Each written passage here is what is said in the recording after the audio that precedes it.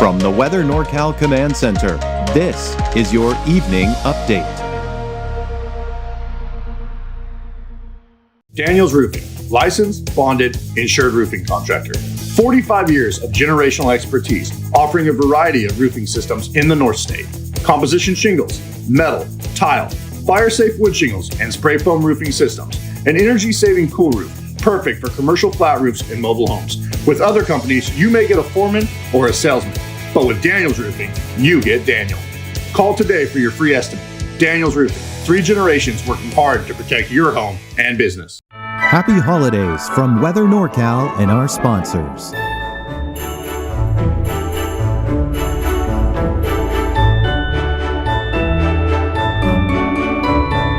Have a wonderful holiday season. Good evening, everyone. Chief Meteorologist Mike Krueger here. Let's take a look at our weather headlines to kind of get you started here. We got dry and mild start to the week here. That'll be the case here even as we go into tomorrow. But I do expect a drier pattern. That doesn't mean it's going to be dry, just not as wet as it was last week. We'll get into that in a bit more detail here in a second. The next chance for showers will be here Wednesday. And a better chance for showers, at least more measurable rainfall, will be here on Friday. All right, so let's get you through Krueger's Quickcast here for your Monday, December 30th. We're going to take a look at starting off with tonight, and it's going to be a chilly night tonight, even for the valley. We got mainly clear skies, mid-30s, give or take. And for the mountains, you're talking teens and 20s under those mostly clear skies as well. For Trinity County, we're talking mid to upper 70s, low 30s inland, and for the coast, quite chilly too, in the mid to upper 30s for those overnight lows. Out the door here for tomorrow morning. Still some patchy fog for some of those mountain valleys. Otherwise, mainly clear skies here. Cold, teens and 20s as mentioned for the higher elevations. But even the valley getting somewhere in the low to even mid 30s for those temperatures at 8 o'clock tomorrow morning. Now, some high and mid-level clouds will be moving in here as we go into tomorrow. This is the kind of the first batch of rain, though, that is coming in here on Wednesday, with more coming in behind that for Friday. So let's take a look at Futurecast and, some changes since this morning's forecast model. And quite honestly, I'm feeling a little bit more confident in what's going on with the forecast model here this run than what we saw here earlier this morning at midday as well. So let me show you what I'm talking about. So here we're going to take you through the day tomorrow. And yeah, still pretty confident that we'll just see a lot of high-level clouds come in, maybe a few mid-level clouds, but for the most part, just some of those high clouds filtering through. You'll also notice we're starting to see some of that rain move closer by tomorrow afternoon, but it's still dry even for the coast. Now by tomorrow night, 10 p.m., we're just beginning to see some of those showers hitting the coast, and then by Wednesday morning, the coast, Trinity County, seeing those showers. But until then, should remain dry through the day tomorrow. Now the wind's still a little breezy tomorrow morning for the valley coming out of the north, but through the afternoon, 5 to 10 miles per hour, nothing major. Winds beginning to pick up along the coast. They'll be stronger as we go into your Wednesday morning. All right, so here's what we have in store for you tomorrow. We've got the mostly sunny skies. Temperatures in the low to mid 50s for the valley. Still those cold temperatures, upper 30s, low 40s in the higher elevations. Looks like for Trinity County, temperatures mid 40s, low 50s inland. And for the coast, we're looking at temperatures somewhere in the low to maybe even some mid 50s in there as well. All right, we'll take a look at that 7-day outlook, starting off with the valley. Now, what we've got here, better chances for showers for Redding. As you head southward, the chances will begin to diminish. We've got mostly cloudy skies, but mainly dry. Maybe a sprinkle or two for parts of Chico. Otherwise, mainly dry for your Thursday, then a better chance for rain coming in on Friday, drying out most likely for the weekend and early next week. For the coast, inland, and Trinity County, once we set up with that chance for showers on Wednesday, we continue with the chance off and on all the way through the weekend before we get into Monday. But again, keep in mind, it's going to be few and far between. There are going to be days where we see more rain than others. Some days we may not see much at all, if any. But that chance will continue, and not anything near what we saw last week. Pretty much the same situation for the rest of the mountains. You'll notice that for El Turris and Susanville, Modoc County, Eastern Mountains, maybe seeing a bit of a drier trend for Thursday. Very slim chance on Thursday for Mount Shasta, and then maybe some off and on activity here as we go into the weekend. And by the way, across the board over the weekend, even the coast, it's not going to amount to much. So really the main event will be Wednesday, all right? And then we go into Friday, an even better chance for rain across the board. All right, that's a look at Krueger's Quickcast. Thank you so much for watching. Stick around, though, if you want to get more detail on that longer range and deeper dive forecast. But before we get to that, just a quick reminder, there's a free Weather NorCal app. And for those of you that have the Android and had problems in the past, there's a new app that's been pushed out to Android devices. So if you have a newer device or the latest software, you should be okay. All right, so again, just go to your app store, search for Weather NorCal, and download the app for free today. All right, there's a look at your satellite image. Some of those high clouds are going to be coming in from the west, and then, of course, eventually, maybe by Wednesday, some of the showers. And what's going to be the source for those showers will be the moisture from an atmospheric river. It's a weak one. You can kind of see right here. That's all the moisture that's going to have to work with. But I do expect, even though when we look at the moisture content for Friday, look at that very narrow, thin line of moisture, but you can see all this moisture that's available along the coast here. We've got a swirling area of low pressure. It's stronger, and it's going to bring us better chances for rain because this stronger storm system is going to really help to squeeze out a lot of that moisture. And I do expect those winds will probably pick up on Friday as well. But then as we go into the weekend, you'll notice just some moisture kind of coming on in. A couple of weak disturbances that could bring us a stray shower or two over the weekend, but nothing significant. And that most of that shower activity, if we see anything over the weekend, will mainly be along the coast and higher elevations, but the valley probably won't see much, if anything. So again, taking a look at the atmospheric river impact, here you can see for today, even tomorrow, we're not seeing any atmospheric rivers. That's why it's dry out there. But now we have that source. For Wednesday, you see how it's fairly weak. It kind of dissipates a little bit for Thursday, but still, that's why we still expect to maybe see some activity here for the coast and some of the mountains even on Thursday, but the valley most likely dry. And then see this little extra spike here. So it's a little bit stronger going into your Friday. That's why I expect to see a little bit more rain coming out of this system. It's barely within that moderate category, but mainly kind of in the stronger, weak category there. And then we start to see kind of fall down. Still a little bit of atmospheric river moisture for your Saturday, even into Sunday. But as we go into Sunday to Monday, that's all pretty much moving on out. Now, again, atmospheric river. It's a term that's been overused and abused, quite honestly, by many national and local media. So I just want to give you an idea that not all atmospheric rivers are the same. I've talked about this before, but if you're new to this, here's what's going on. AR1 is the weakest category. That's what we were pretty much just looking at. AR5 is the strongest. Essentially, AR1, AR2 is mainly primarily beneficial rainfall. As you get into AR2, you start running into some hazards like flooding, gusty winds.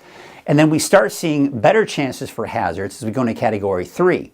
Category 4 and 5, that's reserved for when we don't necessarily need that rain, but it's mostly hazardous. When you see flooding, gusty winds, power outages, the works. So really where we've been over the last week, we've been anywhere between AR2 and AR3. Where we are this week is AR1, barely making its way into AR2 by the time we get into Friday. So it gives you the idea that we're going to see a lot less rainfall this week than we saw last week. So that's kind of the story behind atmospheric rivers. Don't want you to think that anytime I mention atmospheric river that it's doom and gloom. Know that when I mention atmospheric river, that it's the source of moisture that we're getting for these showers. And that helps to kind of back up that forecast a little bit. So as we go through the day on Tuesday, again, you'll notice just some of those high clouds filtering in through the second half of the day. Rain still off to our north and west. We're dry even for the coast. But by Wednesday morning, you see how the rain's beginning to move in. Now, this is what I was initially thinking, even this morning and at midday. And I think the model's picking up a little bit better on this now. It was showing a lot more rain going through the afternoon, making its way into the valley. Look where most of the rain is, north and west of the valley by midday. I'm pretty confident that that's what's going to happen. The bulk of the rain to be the north and west. Places like Redding may start to see some showers, but really, we're not seeing much for Red Bluff, if anything, or Corning, or Chico, or Willows, or Oroville. Even the eastern mountains not seeing much by midday. Now, we take you through the afternoon. Again, you see where most of it is? Redding northward. Not much, if anything, down to the south. That being said, we could see a stray shower or sprinkle making its way down to the south here. Not out of the question, but I'm much more confident that this is where most of that rain and snow is going to be.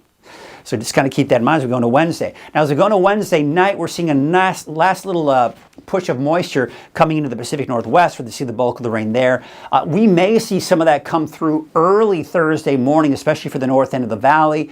But Thursday, at this point, looks to be a drier day for the valley. And again, drier on top of what's already a fairly dry Wednesday.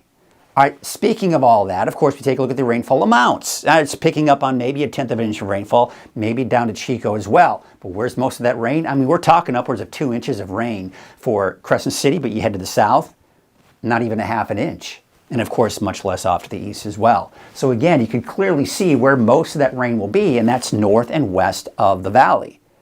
Now we take a look at the forecast snow totals, and once again, it's not showing anything for Mount Shasta, but it is Dunsmuir. Dunsmuir is a lower elevation. Dunsmuir may see a rain-snow mix, but you're not going to see any kind of accumulation. Alturas, yeah, maybe a light dusting, but I do think even Mount Shasta could see kind of a mix as we go through the day on Wednesday. But overall, you see where most of it is, and it's not even that heavy. You see a little pink there for the mountain of the peak of Mount Shasta, but otherwise, you're mainly upwards of 4 to 8 inches of snow for some of the highest elevations. Not a ton of snow coming out of it. And we look at the forecast snow totals. Let's kind of walk you through the timing here. Let's take you through Tuesday. You see nothing really through Tuesday afternoon, but then once that system passes through, we could pick up another 1 to 5 inches of snow at the ski park. Lower elevations of the ski park, 5,500 feet, yeah, maybe about 1 inch, maybe 5 inches as you get towards the summit of the ski park. Not a ton, but at least it's not rain, right? All right, so we take a look at through Wednesday. There's that weak system passing on through. Now we're going to go into Friday, right? As we go into Friday, look what's happening. You see what we've got here. This is Thursday, another weak system passing through just to the west. This area of low pressure, this is a deeper low. It's a stronger low. That's why it's going to tap into the available moisture, giving us more rainfall. And that's why I expect a better chance for rain for everybody in the valley by Friday, and of course everybody else seeing those showers as well on Friday. Then on Saturday, Sunday, still some leftover moisture. There may be just a few scattered sprinkles or light showers for the mountains and the coast through the weekend, but as you can see here, it is a whole lot of nothing. So yeah, most of it. So again, two main days that I'm focusing on, and that's Wednesday, where the bulk of the rain and snow will be in the mountains and along the coast. Not a lot for the valley on Wednesday. And then Friday, a better chance for rain for everyone. I think that's when we're going to see the heaviest amount of rainfall, and that will be Friday. And then not much going on over the weekend. So we look at the longer range. We're getting more within that drier than normal category over Northern California. So just not a lot of rain in the forecast. Even as we go through this week, warmer than normal conditions are still expected, which is why we expect to see some of those higher snow levels too for the most part. Still a bit breezy here tomorrow morning for parts of the valley, but that will soon turn over to 5 to 10 miles per hour for all of Northern California for tomorrow afternoon. Wednesday morning, the winds are beginning to pick up along the coast. Now we're seeing those gusts 20 to even over 30 miles per hour for the coast. A little breezy off to the north here, but not too bad in the valley for Wednesday afternoon. Here are your wave heights. You can see they are dropping for your Tuesday. Let's take you into your Wednesday. And of course, as that storm system approaches on Wednesday, those wave heights will start to increase. So no small craft advisories, anything of that nature for tomorrow, but by Wednesday, we may see some small craft advisories as those wave heights begin to increase. So once again, another cold night in the valley, especially in the higher elevations in the teens and 20s and those mid to upper 30s for your overnight lows along the coast. Taking a look at your Trinity County neighborhood forecast, your temperatures will be in the mid 40s, give or take. Now again, I think for the mountains and for the coast, once we kick on that chance for showers Wednesday, it pretty much lasts off and on through the weekend.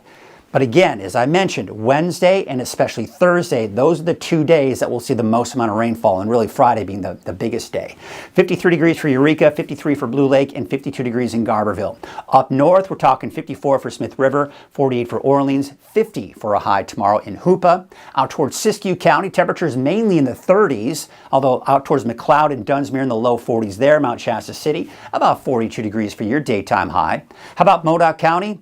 I don't think we're going to see much in the way of 40-degree temperatures, with the exception of maybe Aden getting up to 40, 39 degrees for Alturas, and looks like 33 for Fort Bidwell.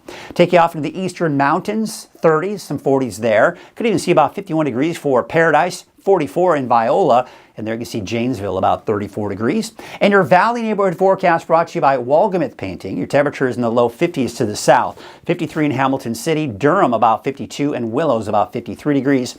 Up north, about 54 for the city of Shasta Lake as well as Anderson, and 55 in Palo Cedro. All right, let's take a look at that 7-day outlook for Redding. There's that chance for showers for New Year's Day. Don't count on much, that is for sure. It'll probably just be overcast, though, for Redding.